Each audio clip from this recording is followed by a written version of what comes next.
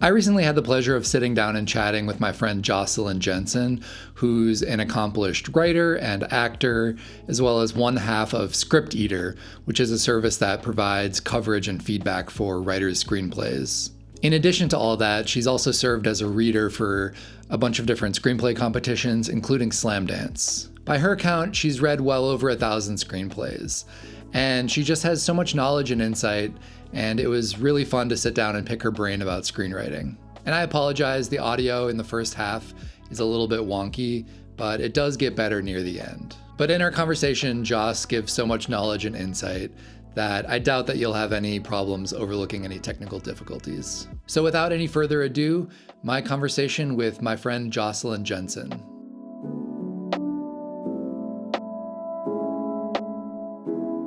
Do you see that there's like patterns, like if you for a contest or reading like 100 scripts, like are there things that you see like happening in all of them, or is there like kind of seasons of things that Yes. are common? There's so many patterns. Like you could be like a beautiful mind about how many patterns there are. Like you could go nuts.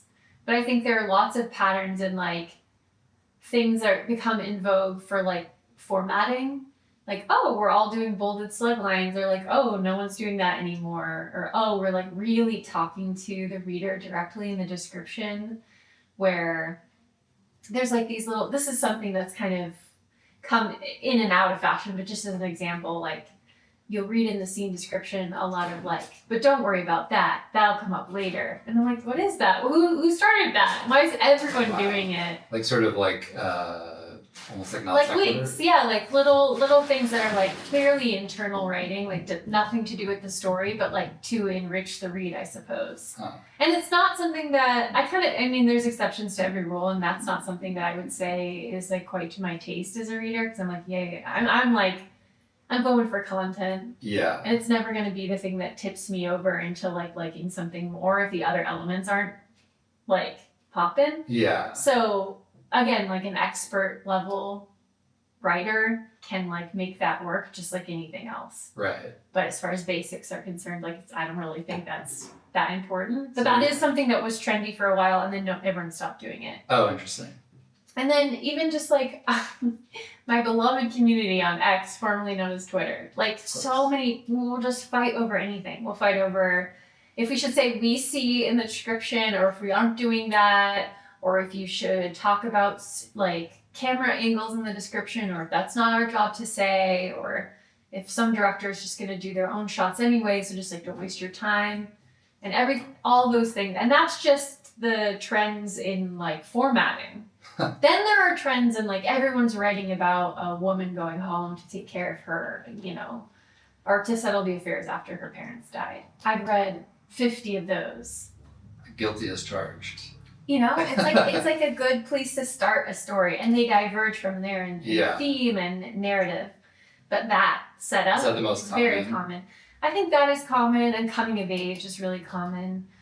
Kids moving, like kids or teens like moving, and they just moved, kind of like Sandlot style, where they've just moved and they're finding a new community. So it's a good way to introduce all the new characters, because we're seeing them from the protagonist's perspective. But I would say if I had to choose the most common like setup, it's definitely the young person who has to work on something themselves, having to like reconcile things after a loved one has died. And is it when you see these kind of like common threads or common tropes, like does that as a reader like turn you off to the script, or is it kind of like, I mean, yes and no. Like something that really like goes from that familiar premise and is really good, it like really turns my cheek, because I'm like, wow, I could care less about this. This is not like extremely original, but to do it well for someone like jaded toward this topic, and I feel like I'm presenting myself as like really like jaded or something, and I love to read, so it doesn't really matter what I'm reading. Like I approach everything thinking like this could be a good idea, and like I'm the right person to read it and understand. Like if the people are open, if the writer or writers are open to my suggestions, like I can help them to get better. Like that's how I approach everything. Right. So if I read something and it's like 10 pages in, the dad dies and she's on a plane, I'm like, okay, I feel kind of like, it's like a reality show or something. Like, I'm like, okay, contestants, time to impress me, because you have really like set yourself up for something that requires like more care now. Like, you really need to take this premise and like do something different or do something really extremely well to make it something that I'm going to score high if I'm reading it for a contest, or something that's going to go to the next round, or something that is like worth remembering at the end of a 200 script season, Do different contests have like any sort of like mandates or sort of like aesthetic criteria that they give you as a reader? Like, generally speaking, there's like a sort of like a mission statement that's available to everyone. So you can read it if you're entering the contest. And they'll say like what specifically they're looking for. And usually it's like originality, execution, maybe like diversity across the winner's circle. So it's not just all one type of person or one age group or one gender or one gender expression, whatever.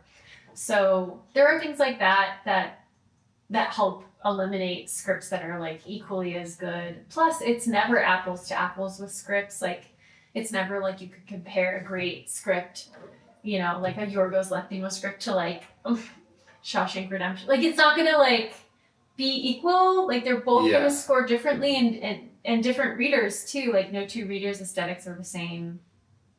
So what I've learned, like, if I ever run my own contest one day, it's just like the secret is diverse readers and diverse writers, so that you have a lot of readers reading. Everyone has their own preferences. So by the time you eliminate them down, it's come from like a hive of people that are not all the same. Right. And that's like basically how determinations get made after you're dealing with like all great scripts, like the top 20 amazing scripts. It could go any way, but now we're just making decisions just like anything else based on like cosmetic issues. Yeah.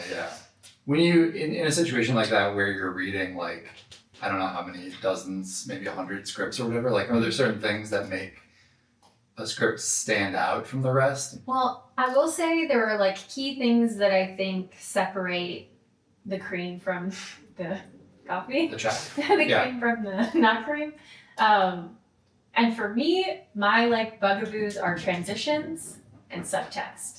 These are the two things that I think any person listening can apply to their work in progress, because even myself with my own writing for hire or like passion projects, like sometimes I sleep on these things too. But sometimes when you're reading, especially when you're reading a lot of scripts back to back, there's just no transitions. There's just no, it's just this happens and this happens, and sometimes they follow one another, and sometimes we just need a scene with this person, and that's how it feels. Like, it doesn't feel to be connected to the main story. It doesn't feel to flow, and like when there are issues with pace to begin with, or things run long, or scenes don't end soon enough, and there's just like no attention paid to the transition, it becomes hard to read. Like, that is what makes it hard to read, I think. When you say transition, do you mean like causality between scenes? Like... I think causality, but also just general transitions, like pre-lap the end of one scene into like a like provocative image to the next setup, or like match cut, like anything, like literal transitions too. Yeah. Like, not just like where your mind goes next. Like, when you're telling a story, usually if you're telling the story verbally to a group or something, you do this naturally. Like, as you tell stories, you think like, and then we went here. Right. But in a screenplay, when you're working in a visual medium, like sometimes you need more than just the next scene happening. And sometimes it's literal, like you could just pre-lap that, or sometimes it's literal, like just match cut. Like, it's so similar. And to see which, like if you're dealing in like a romantic comedy and like she's chopping vegetables and he's chopping an axe, like just please draw the connection there so you have a nice kinetic thing that ties them together. Right. That's just like an example off the top of my head, but I feel like sometimes as a reader, I see those things so naturally that I sometimes see them where they're not there. Oh, interesting. And so I'm like, I want it so bad for you that I'm like, oh, I see how this could be great. And like, that's when I love to give feedback, because I'm like, oh, that's easy. We're all going to agree there because we're both having the same thought. Right. But on the page, it's not like transitioning in a way that really could help. And when you say pre-lap, for somebody that doesn't know what that is. Okay. So And I might not even be using it correctly, because the first thing that I think you learn as a reader is that like formatting is an illusion, and then everyone uses like voiceover versus off-screen dialogue completely differently. And I just try and keep up on top of industry standards. So when I say things like pre-lap, like most people know what I mean. So what I mean when I say pre-lap is like if we are in a scene together and I go, who could possibly do this job? Right? It's almost like that line could carry over from our scene into a shot of the guy who could do the job. You know what I mean? Like, it's like, and that the term pre-lap basically just means dialogue from a previous scene, like typed over a new scene where you're not hearing them in the space. And it's not like voiceover, like a PA system, but it's basically like an editing thing where you're using the dialogue or sounds. It could be like the phone ringing. The phone's ringing in one scene and it continues to ring as the guy doesn't answer because he's running on the treadmill or whatever. It could be sounds, but stuff like that, it is just another method of transition that just makes you feel like everything is happening matters from one thing to the next, and they flow together. And then subtext is the other thing that I feel like is easy to miss, only because I think maybe I'm wrong here, but it seems like most people really want their characters, like when it finally clicks in for someone that like, oh, my character needs an objective and they need to be trying different tactics and they need to be having these kind of like tangible and intangible goals that they try to get to by the end if you're making a feature, or show the promise of if you're making something that's more serial and unending. And I think because we want so badly to make sure as writers that that is understood, sometimes we're saying like way too much like on the nose stuff in the words that the characters are saying to each other. So I think it's really expert level writing when they can talk about something else, but you can understand what's going on. And like a good example is like if people have broken up and they see each other again, it might not be realistic, or it might not feel right for them to be like, it's just really hard to see you because I'm so brokenhearted still. But if they're talking about the weather and it's infused with all that tension, it's better for me. Like, I think it's better. Right. And of course, there's like exceptions where people are too vague and I don't know what they're trying to say. Right. Because people just keep talking about the weather and I'm like, what are we doing here? Yeah. But that's like a different problem. And I think it's much more common for people to be like writing on the nose a lot. Right. And subtext, I think, like you could always do more. Totally. With your subtext and your characters, and what they're not able to say is so much more interesting to watch too. Right. Than what they are able to say, and that can say so much about what their hang-ups are and what their like fatal flaws may be if you care. It's kind of shifting gears, like what would be examples of like red flags in a script when you're reading it? I don't know. I mean, like I said, everything, there's exceptions to every rule. So there's not like anything that I'm like, I hate this, it's never right. But I think something that I see that rarely works is like when the writers themselves seem to be judging the characters. Even if the characters are bad guys, quote unquote, or bad girls. I think there's sometimes, and this will happen and it'll like raise the hair, like get my hackles up. Hackles? When it's like a male writer, let's say, and they're writing about like an old woman who's wearing too much makeup and she's too tan and she's too fat. And you're just like, just say what's going on without commentary. Right. And like, let me see if there's a judgment I need to place based on the situation. And like with visual stuff, like too much makeup, it's not actually a very good visual description, because too much for me, too much for you. I don't want to split hairs. I'm just trying to read your script. Right. But if it's judgy, it's like you might actually be taking the place of like story and character attributes that need to be in there by saying something judgmental in the description as you introduce a new character. Right. Like you may actually be, it's sort of like, I liken it to like when I read a script and there's a lot of the word clearly or obviously, it's like she's clearly upset, or she's obviously fat, or she's clearly could stand to lose a few pounds. I don't know why I'm harping on this like fat phobic like thing, but that I'm like, just Control F, search for clearly and check yourself Because usually you're using that in the place of description that I need right you to do, not me. Like, don't leave it to my imagination as the reader. Like, I want you to do it. Right. So like it's the same thing with judgment. Like, you're judging the character, which really has nothing to do with like how you feel about them is existing outside the story I'm trying to immerse myself in. So it usually means I just need you to describe them without commentary. Right. So that's something that like I don't really love to see. There are sometimes like people are breaking the rules or shaking up the rules in the description where there does seem to be like the script is literally written by like a narrator, almost like another character in the description. Yeah.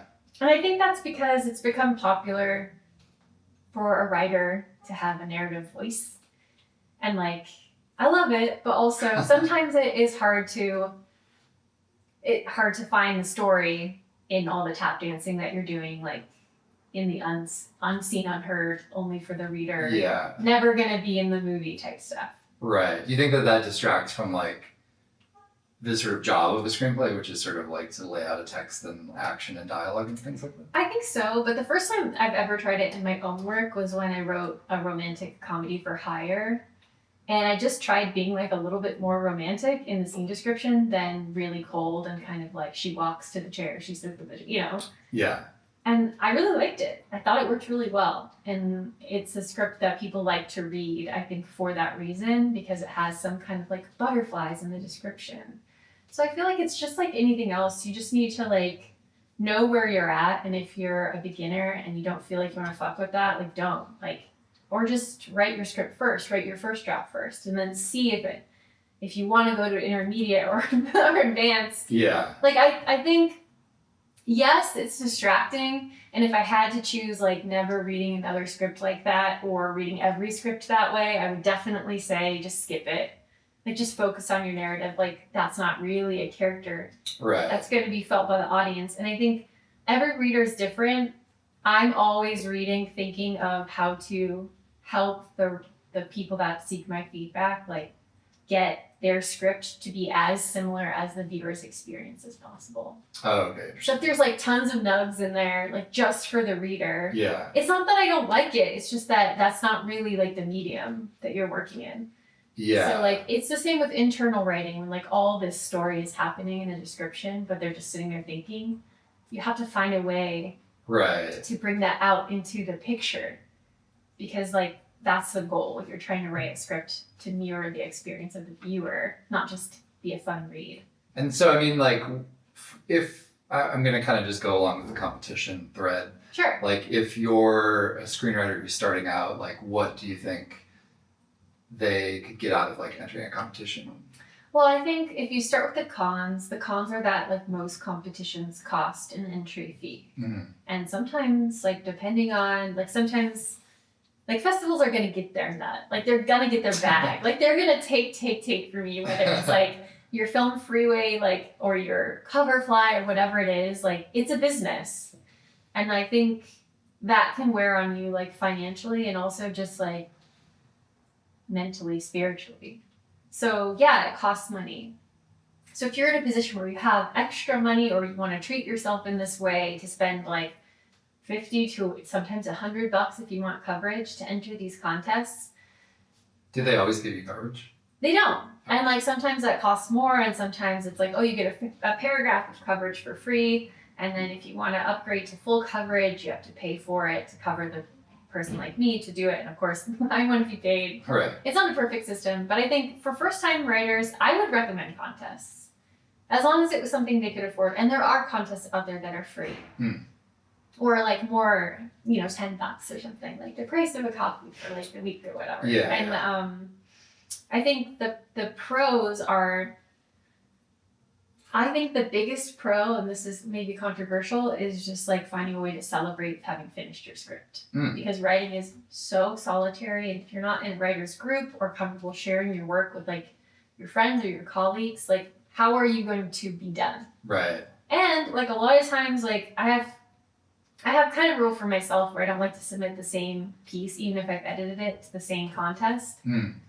Even though I know there's like a panel of readers, it's just not something I'm always moving forward. So I'm like, oh, I'll write something else, submit something else. because I'm not really precious about my work anymore. But that's from the volume that I see going through, in and through me. And I think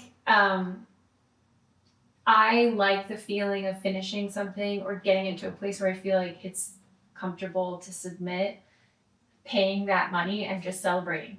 Like that's the way I finish. Right. Well, I mean, a deadline is also like useful for a lot of people. A deadline is amazing, and like maybe if you don't have the time or interest or money in submitting to a contest, you could celebrate by going out to dinner or celebrate. I do think people should celebrate. I do want that to be clear. Like whether it's with a contest or not, like it's important for me to like have little like celebrations for myself, because otherwise it's just like a lot of work and nobody really throws you a parade when you finish your screenplay. And you don't really feel that good either. So you have to like have some kind of thing you're gonna do for yourself, even if it's just like I'm gonna walk to my store, I'm gonna get my little treat, I'm gonna have my dinner, I'm gonna take a break from my reading, and writing today to just, like, be finished and be happy and be proud. Do you do this at the end of the process, or like at each draft end, or what do you? Well, it depends. Like some things are never done, and some other writers that I know will submit their same work in progress every year until they get it to a good place, and then they'll start writing something else. I'm talking about giving yourself a treat.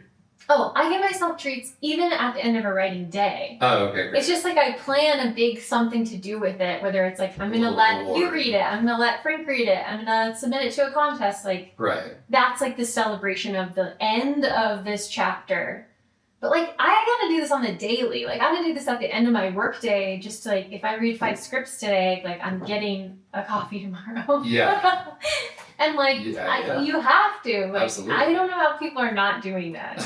They must be much more disciplined than I am. And I feel that I'm very disciplined because of the treats. Like, or they're less productive, maybe. Maybe I'm wrong here, but it seems like a lot of people I talk to are like so much of their heart goes into their work that they feel that they're not like very prolific, or like things take a long time to grow and like get past a certain idea stage or onto the page or the first draft or whatever. And I think what's worked for me is like, even if you have to kind of fake it for yourself, like you just have to believe you'll have another idea. So like if you don't believe that this is your one and only idea, you may be able to finish it quicker. So that's when deadlines come in, that's when little treats come in. But it's like, if you can just finish this, you'll have another idea. You'll be just as excited about that idea. And that's the same thing I tell myself when I watch a movie that's like similar to my little idea. And I'm like, oh, that was my idea. Okay, but my idea is enough different. Or if it is too similar, like I'll have another idea. You have to believe in yourself, at least to the point where you're like, finishing this doesn't mean I'll never do anything again. That is one of the most brutal things that can happen to you, is like you have an idea or you're writing a script or something, and then it's like they're like, the new like Zach Braff movie is like blah blah blah, and it's like tangentially similar to yours, and you're just like, fuck. Yeah. You can't be precious with your ideas. You have to just know that even if something is similar, your perspective is the difference. Like what you bring to it is the difference. Your movie about a woman going home to take care of her dying parents or whatever is going to be different than all the other ones. That's right. Hopefully. That's right. And also I feel like it's expert level to take a premise that feels familiar and do something fresh with it. Through all of this process of all these screenplays you've read, like, have you gleaned things that you use in your own work, in your own writing? For sure. I think I learned just as many things that don't work as do to my own taste. But there's no better feeling, especially when you're in the trenches and you read like 5 scripts a day for the last 6 months. There's nothing better than like you sit back, you read something, you go, that's like I'm gonna use something like that. And it's not like biting the story. It's usually just the things I like transitions, cool transition. Cool reveal, cool point in the story to give that really important piece of information. Like I read something, I'll try to talk about it because I read it today. And I won't give specifics, but like it starts with a sex scene between a couple. And later you see the same couple again, but you learn that they're married to different people and they're all on vacation together. Interesting. So you're like, okay. But I thought, oh, that's kind of slick. Like, you could open it with them having an affair. You could be open about that. You could infuse all that tension. But, like, it was much better and satisfying to see them again. Right. And, like, how comfortable they seemed with their routine of, like, being friends, like family friends. But you know what's going on behind them. It was a great time in the story, too, to, like, unravel that, what you already think you know, and, like, kind of flip it. And that's not, like, revolutionary or anything. I was just like, oh, I remarked upon it today. I go, oh, that was slick. Yeah. Like, I like that. And so I'm thinking about my own works in progress and, like, what I'm working on. And I'm like, maybe there's room for that there somewhere. Maybe I should think about, like, is this a, like, story that includes a reveal? And, like, when do I want to do that? Interesting. Because not every story does, but when it does, I really love when the reveal is, like, planned in a way that's, like, this is the best, most impactful, most satisfying time to make this revelation. And, like, I've seen, like, good and bad, mysterious stories that, like, some nail that, and some tell you right off the bat, or in the trailer. Like, we were talking about Civil War, there's a shot in the trailer of, like, the president getting pulled out of the office, and you're like, well, that's, like, the climax, though. Like, whether or not they get to that point is, like, a huge part of what you've come to see. So I just think, not to pick on whoever edited the trailer of Civil War, a movie I quite liked, but I just think the point is, like, when you make a reveal is really powerful. Right. And so when someone does it right, I totally remark upon that and think, like, oh, how can I be slick like that in my own work? Are there things that you see in tons of screenplays where you're like, oh shit, I have to stop doing that? Yeah, I think even though it's not a problem, I feel like I am so self-aware because I give these notes to everyone else. Like, I know what my problems are too. And, like, this isn't a big one for me, but it's something that everyone can get better at, which is just, like, repeating stuff the audience has already seen. Like, when two characters, like, let's say you and I are brother and sister, and, like, you have a fight with mom, but I'm not there. And then I see you in the next scene, and you're like, I had a fight with mom. She called me a bitch. It's like, the audience has already seen that, though. So, like, how quickly can you get caught up? Or is it just better to enter the scene with me being like, she called you a bitch? Because then we haven't wasted time, like, repeating any of the shit we've already seen. Yeah. And that is really easy to do because it's very logical. Right. Because, like, when something happens to me in real life, I love story. So, like, I'll tell my husband, and then I'll tell the exact same story to you, and then I'll tell the exact same story to my coworker. You know, it's like you repeat things and you embellish each time. Yeah. So I think, like, the cheat code for that, as a little tip, is if you need to catch another character up, one little slick trick is, like, add just a little bit of new information that we don't know. Right. So if we see the scene with you and your mom fighting, I'm the sister, I come in, you go, mom called me a bitch, I pushed her down the stairs. But we didn't see that. Now we're talking, it's, like, justified why we've, like, heard something we've already seen. Right. Anyway, that's just a specific example that I think a lot of people fall into. And I do it sometimes too, and then I think, oh, okay, I'm doing the thing, I need to adjust. So I just wanted to give you a heads up. We're about to switch over to the better audio now. Are there, like, resources or things that you, like, sort of point writers to in order to sort of, like, hone their craft? I think the most important thing is just, like, if you want to try something, go for it, because what do you have to lose? Like, unless you're, like, writing for a studio or you're dealing with a bunch of notes or something, like, all of these contests are, like, meant for you to, like, practice and take risks. Right. And I will tell you from so much firsthand experience, so often we're, like, awarding things that are risky and not perfect, way above things that are, like, you know, softballs, but well done. Huh. That's interesting. Especially at Slamdance, where I work primarily, like, it's like a punk rock alt, like, risk-takey vibe. Yeah. So, like, we're always looking for stuff with, like, the Slamdance, like, aesthetic, and that means something different to everyone. And we have a mission statement of, like, what it literally means. But to me, it's, like, more about, like, guts than it is about perfection. So, like, if you're doing something with, like, a really big swing and you fail hard even, I'm scoring it higher in that category of, like, vibes than like something that I'm like, oh, it's basically like Forrest Gump, but like you did it. Yeah. And you're like, yeah, it's good. It's great, actually. Like, I do quite like it. But it's not the same as somebody you can tell. It's just like growing out of the set of shoes they have and like trying to like go further in one direction and like take risks and fuck shit up and like have fun. I think goes a long way for a reader like me who's just like looking for someone to like, you know, like the meter at the hospital, like looking for someone to like raise the dial for me. I always want to read something cool and like weird. I mean, we were talking about sort of like you were talking about the bookstore, the like classic scripts that you see. Like, do you think for screenwriters it's important to sort of read like produced classic scripts, and like if so, like are there any kind of like famous ones that?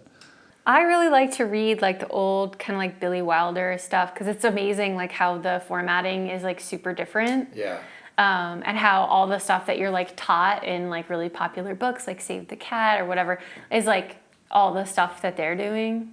Like, I don't know, not always, but I think to just like touch base, at least for me, someone who likes history and film history and old movies, like to stay connected to like how the medium is the same and how it's like completely changed, and like even just we used to write cut to at the end of every scene, and now we like now we understand that when a scene ends and another begins, there's a cut. Like certain things in formatting have changed. Right.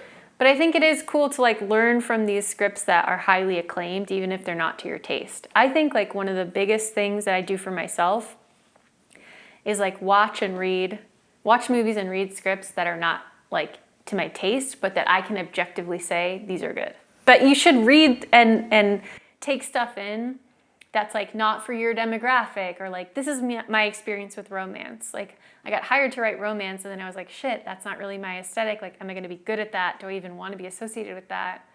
But then I started like gorging romantic movies and I was like, this is like commedia dell'arte. Like I was like so into how formulaic it is and how much fun you can have within like a really set world of like it has to be happy at the end and they have to kiss and like that's work backwards and like try to make the most twisty and turny and false high or false low, like depending on what you're working with by the end. And I think if I hadn't been interested in like researching or brushing up, I don't think I would be as good at that job.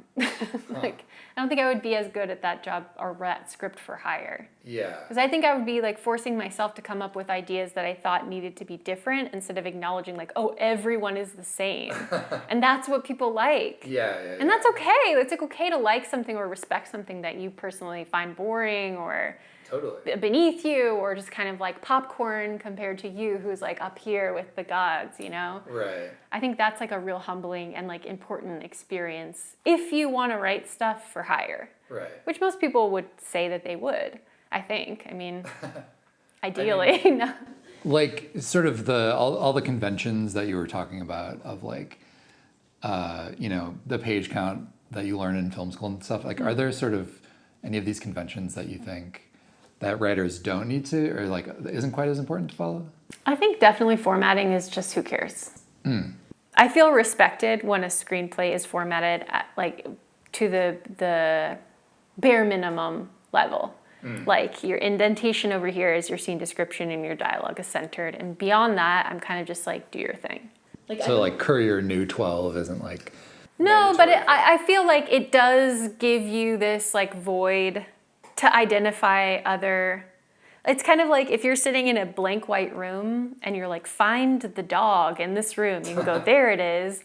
But if you're in a room with like flashing lights and the dog barking and like you're disoriented, so you're like distracted by something and it's harder to find what needs addressing as far as feedback or what I'm calling the dog in this scenario. But like, that's why I feel like it's respectful and it's clean lines and it's very just like, give me your, A game. Like you approach this, you're caffeinated, you're ready. Yeah. Here I am respecting your time. Like I like that, right. I will say. But font, come on, I'm not gonna, I don't waste my time giving formatting notes almost like 90% of the time. That's interesting. Unless the one exception is if it's inconsistent. Like sometimes it's bold, sometimes it's not. I'm like, you might consider a version where you like stick to one thing. Do you think that that's common? Like, are there other people that are total like sticklers for like a specific format? Yeah, this is stuff that I discuss with other readers too. And the one person that convinced me, my friend, said the one thing she always mentions is like a newly appearing character's name in bold, because that is like an important way for all creatives who read the script, from actors to like everyone, to like identify a new character. Oh, interesting. So like, why not do that? Like she's like, in my mind, there's no reason why you shouldn't be doing that. In bold or in caps? In caps, excuse me. okay. Did I say bold? Yeah. I mean in caps. Okay. Like, I was like, whoa. you know, where it's like Dean, DEA, Yeah, all yeah. caps, and it's like 30s, like, you know, Right. glasses, like whatever it is in the description. Yeah. And then another one I kind of like while I'm at it, is like, okay, if first you say man in a hat, and then later he's identified as Dean, it's like, just call him Dean from the beginning. We don't want to get too confused. Yeah, like, there's logical stuff that I'll say if I feel like there's more than just formatting to discuss. I'm just Right. like, hey, here's like 2 quick formatting things that you can change, and like that, and you won't care probably, and I'll care a little, and we'll just get to the next Right. most important thing to say. Yeah. But I think the people who are sticklers about formatting are people who really care about the art form and like really feel value. They feel proud to have learned these things, and they feel like part of their job as a reader is to like pass down like general knowledge. And it's not that I disagree with that. I just don't find it as important as like story Yeah. and like arc and characters and theme and stuff that I'd much rather talk about. So like my report is like already 5 pages. So it's like, do I want another like paragraph about bold font? Like, not really. Yeah, I mean, I think also like, I feel like writers need to sort of remember that like screenplays are sort of like blueprints, you know, in a way, and like there are people that need to understand it to like on a technical level in order to do their job. Like, so yeah, to sort of standardize it almost makes more sense, because it's like, okay, like I need to, you know, do the wardrobe for this. Like, I don't want to have to like figure out how you're writing or whatever. Yeah, and one thing that you just said that reminded me is like people who aren't in the industry. Like, my parents came to a reading of a screenplay that I wrote, where we had like a backyard thing, and my parents came into town to see it, and we had someone on site like reading the scene description. And my parents, who've like never read a screenplay before, like didn't understand. They're like, oh, it's like a court transcript. And I was like, oh, I've never thought about it that way. Like, once in my career have I thought like, oh, it's just the transcript of like doing your best to describe what's happening in the courtroom, and then what's saying, Right. what's being said by whom. Huh. So like, I don't know, maybe that's helpful for someone to like think of a script as like Right. not worry so much about all the other elements, because it's just like doing your best to kind of gloss over what you need to know. Yeah. Because someone else, or you yourself as a director, if you're directing your own work, they'll color in the blueprint. Like they'll make the world from the transcript. Yeah. It's different than like reading the transcript. I don't know, it kind of blew my mind, because I was like, oh, you need someone from the outside perspective to remind you like, oh yeah, you're just sort of noting what I need to know to get through the story. And no more, unless you want to, or unless you feel like that's your style. Yeah. But the leaner the better for me, baby. I do not want to read I do not want to read all that.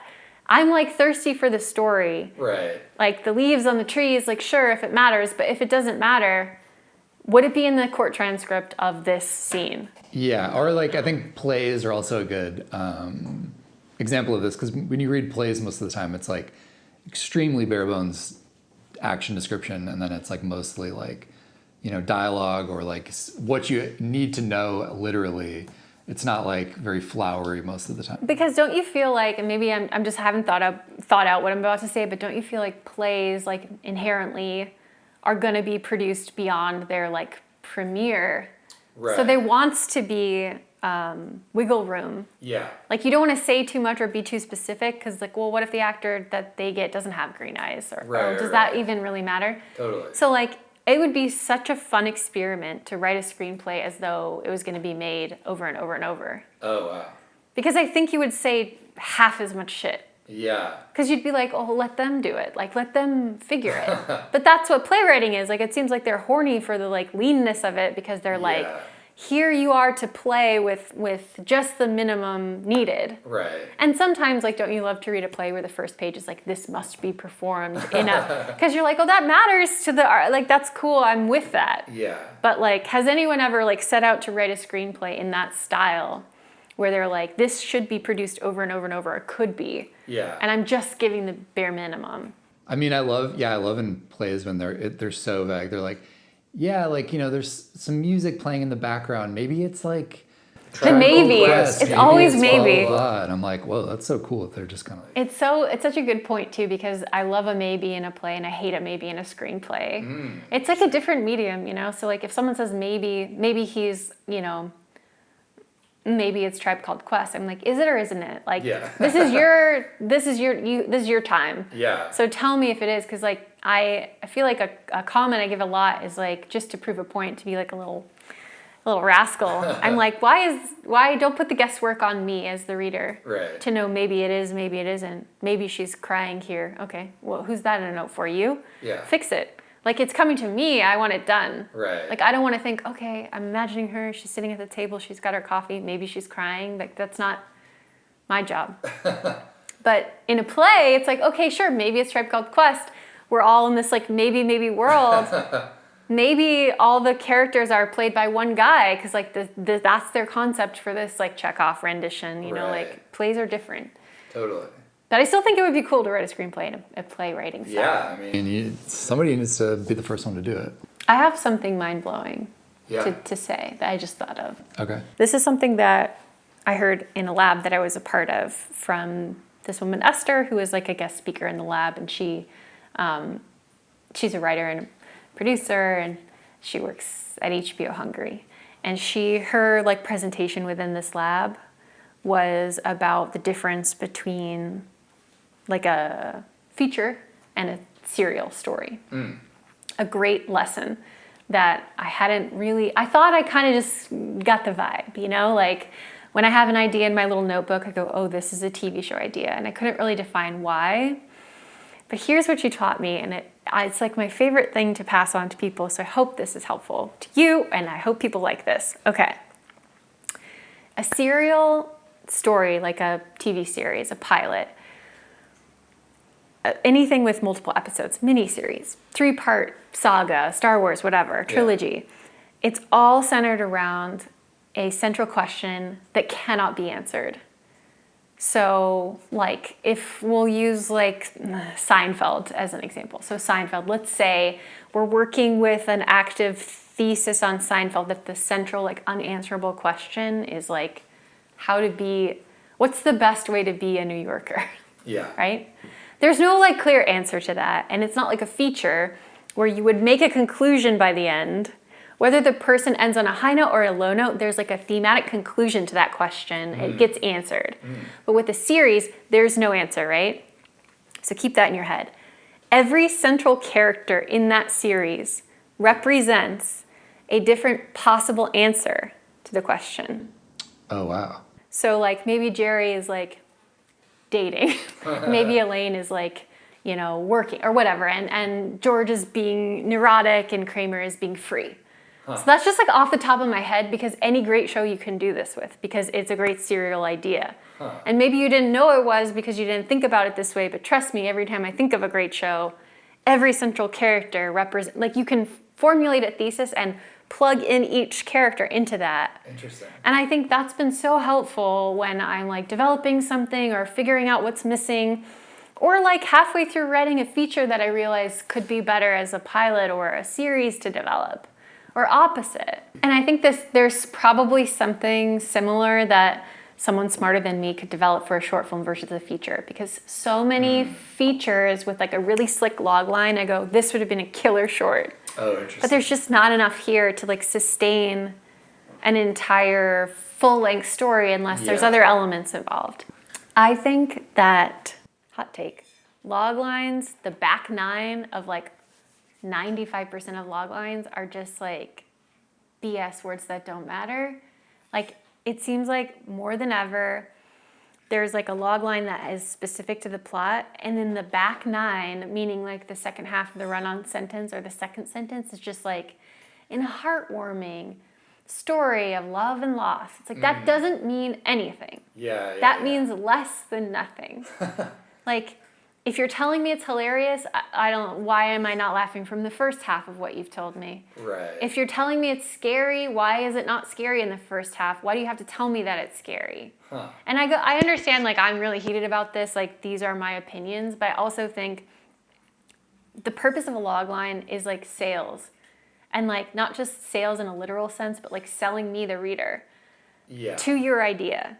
It's a completely different skill set than writing. It's like writing your own bio where everyone knows it's you, but you have to make yourself sound good. It's like, they don't teach that enough. Like, there's not enough crazy people like me who care to say, like, this is what we want to see you doing in your logline. Like, we don't need this like random trail off march toward death. Like, we get it. We can tell we should be able to tell from the title and the specific first half of your logline, like the genre, what we can expect, and not too much about the plot. Interesting. Like, give me can you come up with a good example of what you're talking about? It's from a short film that's called Possum. And this logline does my favorite thing that loglines have the power to do, which is use the title juxtaposed against the logline itself to like have this really satisfying like harmony. Okay, so it's called Possum, and here's the logline. A lonely widow gets more than she bargained for when she brings a stray cat home from the cemetery.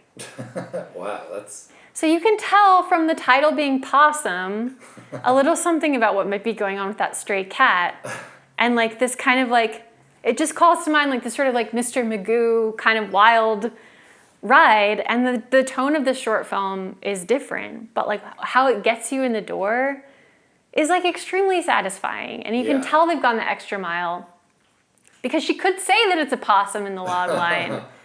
She could title the short film A Night at the Cemetery, but you wouldn't have that harmony there and that like attention to a good title and a good logline. So, I think the thing I'm sort of gathering is like, you appreciate like kind of nuts and bolts craft, but also like sort of like synergy or like context or things playing off of each other, like elements of a film or a story or a screenplay, like not existing in a vacuum, but like interacting with other things. Yeah, because the way that I enter the community of screenwriters when I'm a reader is like through these like portals that we call loglines. So like if the attention isn't there, and it's not like I'm saying I haven't read amazing scripts with like kind of shitty loglines, because I think it's a completely different skill.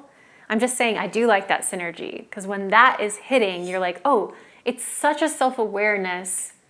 And it's the difference between like when someone's like, I'd like to sing a song, and you're like, oh God, I'm nervous, versus someone who sings well. And you know they sing well, so you know you're in good hands. Or like someone's improv team or something, and you're like, if it's good, it's great. If it's bad, I want to kill myself and leave this town. So I feel like, as you said, I like when all the cylinders are firing. Because it tells me that not only are you a good writer, you're self-aware about how to sell this project, not like sales in dollars, but just like how to talk about what you've done. You know what you've done, and you're like talking about it well. Versus this kind of disconnect I see with a lot of great scripts, which is like, I don't think they know what they're doing. They labeled their genre incorrectly by my standards. It's not a horror, it's a thriller. Or it's not a thriller, it's a drama. Just because she cheated, it's a drama. You know, like, it's not erotic like horror just because there's a sex scene, you know, like know what you're doing. And like that is important, I think, to knowing like how to submit yourself, how to pitch. Like we could talk for another freaking hour about like pitching and like what that means, but like I just think that self-awareness is really important. It's a totally different skill than like writing on the page and formatting and storytelling and stuff. But it is part of our job, whether we like it or not. I hope that you enjoyed my conversation with Joslyn. Make sure to check out her links in the description below. I'm hopefully going to have more conversations like this with friends about screenwriting and filmmaking, so make sure that you subscribe so that you don't miss any. And until then, I will see you in the next one.